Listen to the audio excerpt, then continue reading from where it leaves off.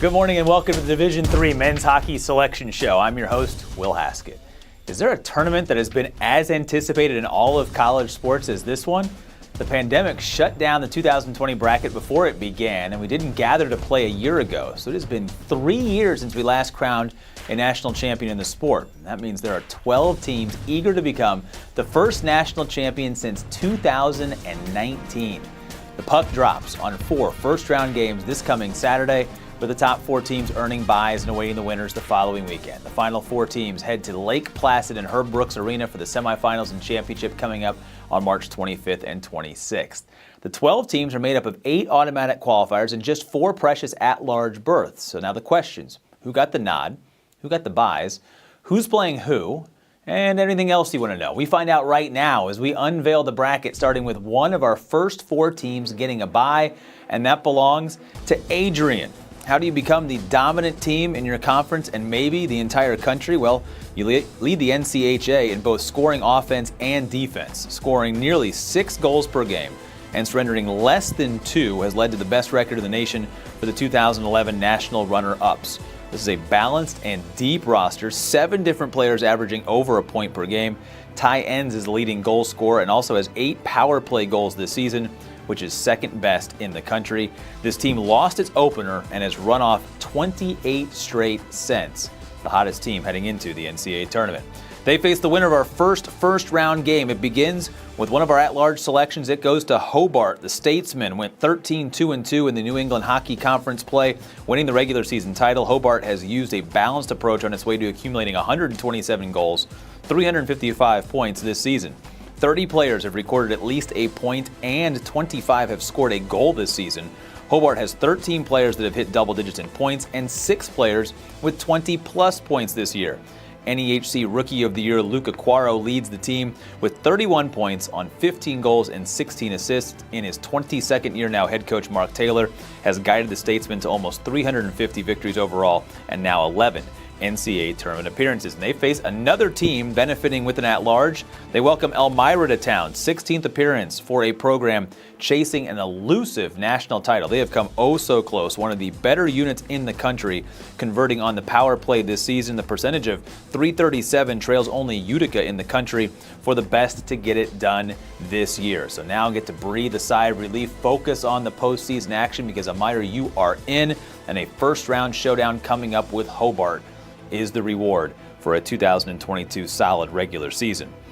All right, another bye, second team to get a pass into the second weekend, also an at-large selection to Augsburg, something to prove perhaps for the Augies, who were the best team all regular season in the MIAC before being upset in a loss to St. Olaf in the championship game. The conference's top scoring offense and best defense will have plenty of time to refocus now with a bye into the second weekend, trying to advance into the tournament in their 7th NCAA tournament appearance.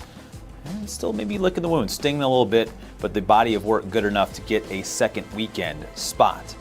They will face the winner of another matchup that's hosted by St. Norbert, which is our final at-large selection of the tournament. The Green Knights earning that at-large in pursuit of national title number 5 and a 10th appearance perhaps in the championship game. They return on the stick of a top goal scorer in the country. That's Peter Bates. He's entered 28 goals this year to lead the country, his most recent being his shorthanded effort in a tough loss to Adrian in the NCAA championship game. The Green Knights have won 22 of 25 games, but all 3 of those losses have come to Adrian. We mentioned St. Olaf moments ago. How about the run they are on right now? Losers of 7 of 9 entering the postseason.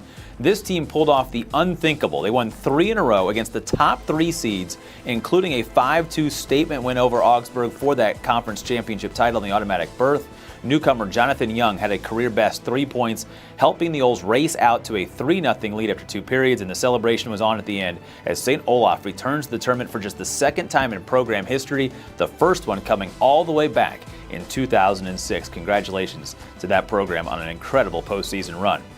Third bye belongs to SUNY Geneseo, 9th tournament berth for the SUNYAC champions of 2022. The Knights led the conference in both goals scored and fewest goals allowed. Peter Morgan led the conference in assists, many to teammate Dan Bozio, who paced the conference in goals scored this season. They get the winner of our next first-round matchup. Babson will be the host of that one, the first ever D3 hockey champions.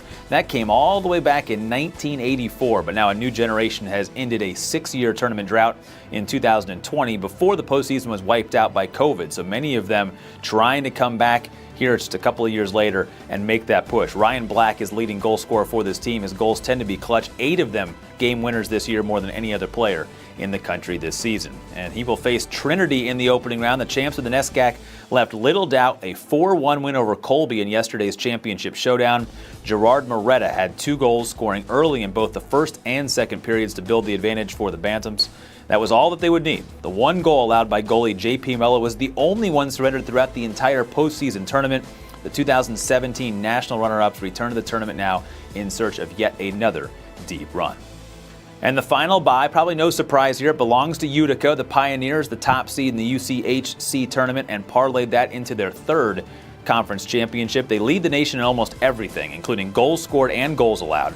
Goalie Sean Dixon has surrendered just over 1.1 goals per game, the fewest of any goalie in the country. And if he keeps up that average, the wait might be worth it for the Pioneers, who earned their first tournament berth in 7 years back in 2020, only to lose that postseason and the 2021 title hopes to the pandemic.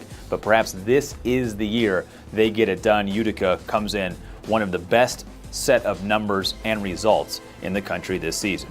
That leaves 2 left first-round matchups between the University of New England, the Nor'easters, storming into the tournament for the 3rd time thanks to a dramatic overtime win in the CCC championship game over Endicott. They were down 1-0 entering the 3rd period. The team had to tie it up twice, including a late goal by Aaron Aragon, just when it looked like the season might be ending late in that 3rd period. And then top scorer Jared Christie was the hero in the overtime period, netting a power play goal to start the celebration. He'll try and score again against Plymouth State, the last team to unveil. The Panthers got identical 8-4 wins in both MASCAC tournament games to win the conference championship for a 3rd straight time. That earns the Panthers a 5th NCAA tournament berth and now seek the program's first NCAA tournament win.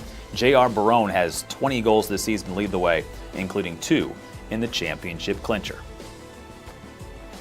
All right, there you have it. All 12 teams whose seasons continue in pursuit of that much-awaited Division III Men's Ice Hockey National Championship. The puck drops this Saturday with the quarterfinals coming up next weekend. The national semifinals and championship games will be played on March the 25th and the 26th from the Olympic Center in Lake Placid, New York. You can watch the championship and keep up with all the news and scores during the tournament right here on NCAA.com. Thank you so much for watching today. I'm Will Haskett. Congratulations and best of luck to all of the teams competing in this year's tournament.